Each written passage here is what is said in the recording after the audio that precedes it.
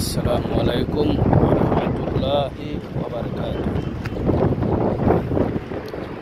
পৃথিবীতে শুধু মানুষেরই সম্পদ লাগে, পয়সা লাগে, এরপরে টাকা লাগে, সব কিছুই মানুষেরই লাগে। আল্লাহ পাক রব্বুল আলামিন যতই দেয় তাদের হয় না, তাদেরকে কুলায় না।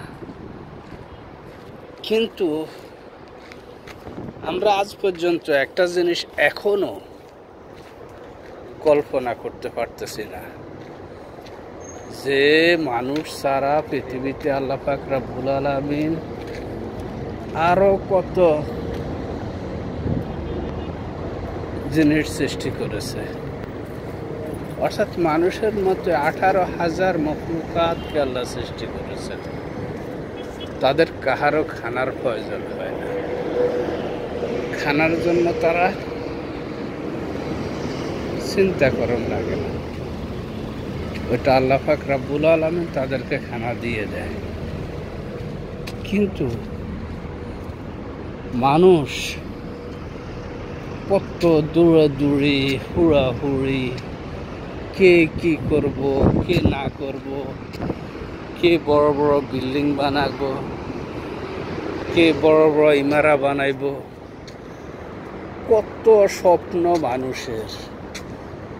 মানুষের স্বপ্নের কোনো শেষ নাই। গাড়ি লাগবো, বড় বড় গাড়ি, বড় বড় বিল্ডিং, বড় বড় ইমারা। কিন্তু আল্লাহতে বিশ্বাস, আল্লাহতে ঈমান মানুষের এখন অনেক কমে গেছে।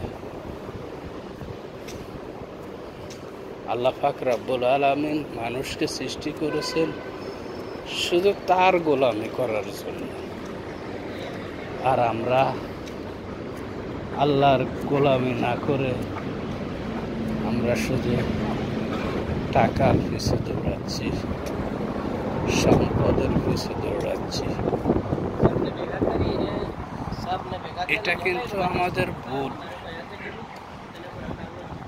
যে দুনিয়ার সম্পদ দুনিয়াতেই থেকে যাবে।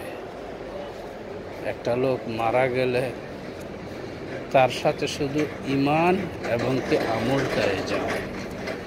হোক সে কোটি কোটি টাকার মালিক, হোক সে বাদশাহ, হোক সে রাজা, হোক না সে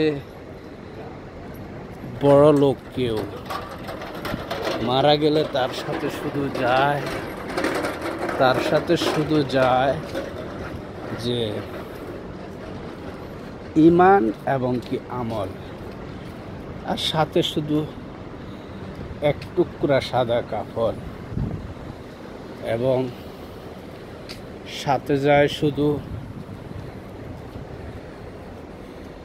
হালকা কিছু, হয়তো বাঁশ, হয়তো বরগ, হয়তো একটা বক্স।